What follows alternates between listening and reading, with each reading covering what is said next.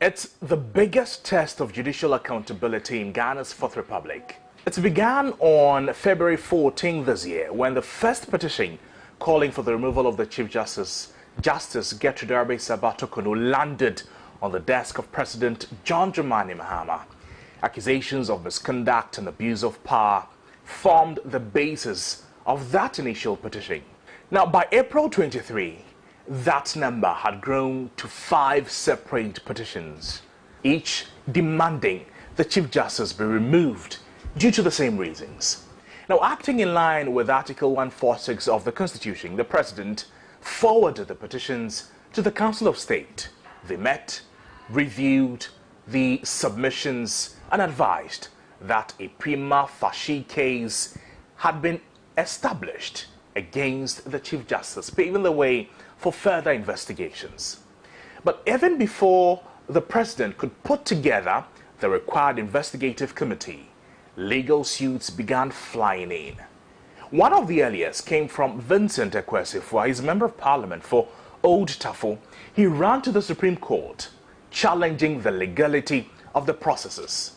He argued that the Chief Justice should have been given the right to respond before any determination was made. The injunction attempt, along with several other challenges, was eventually dismissed by the Apex Court. Now, while legal challenges brewed, the Chief Justice herself took a bold step. She wrote directly to the President requesting full copies of the petitions against her, stressing a constitutional right to fair hearing and due process. But that letter, like many other documents in this saga, it found its way to the public and it raised alarm bells over leaks and breaches of confidentiality. What was supposed to be a sealed process has instead played out like a courtroom drama in the media. These leaks have left many questioning the integrity, the trust, and transparency of the very process that was meant to protect the sanctity of justice. Then came the biggest bombshell. On April 22 this year, President Mahama suspended Chief Justice Torkornoo with immediate effect. On that same day, he formed a 5-member committee led by Justice Gabriel Scott Puamine to delve into the allegations. Just days after the committee began its work, 2 suits, one from a civil society organization, another from a private citizen, all essentially seeking that the process be halted. Now, these suits were dismissed by the Supreme Court. After that, a new twist emerged, this time from the suspended Chief Justice herself. In her latest legal move, Justice Torkornoo is seeking to stop the committee altogether. She wants the Supreme Court to issue an order restraining the committee from taking any action related to the prima facie case against her.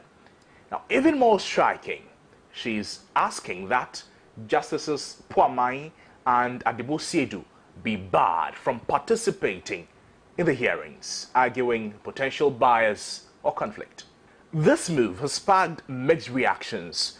While some hail it as a fight for fairness, others view it as a desperate attempt to halt a constitutionally sanctioned process. This is uncharted territory in Ghana's democratic journey. A sitting Chief Justice suspended, facing removal, and fighting back through the very legal system that she once presided over. For supporters of the process, it is a litmus test for judicial accountability. But critics, especially from the opposition, they argue that this is a political witch hunt that could erode judicial independence. Whatever the outcome, one thing is clear. This case is setting a precedent, and the eyes of the nation and the eyes of the world, they are watching closely. Noble Crosby, TV3 News, Accra.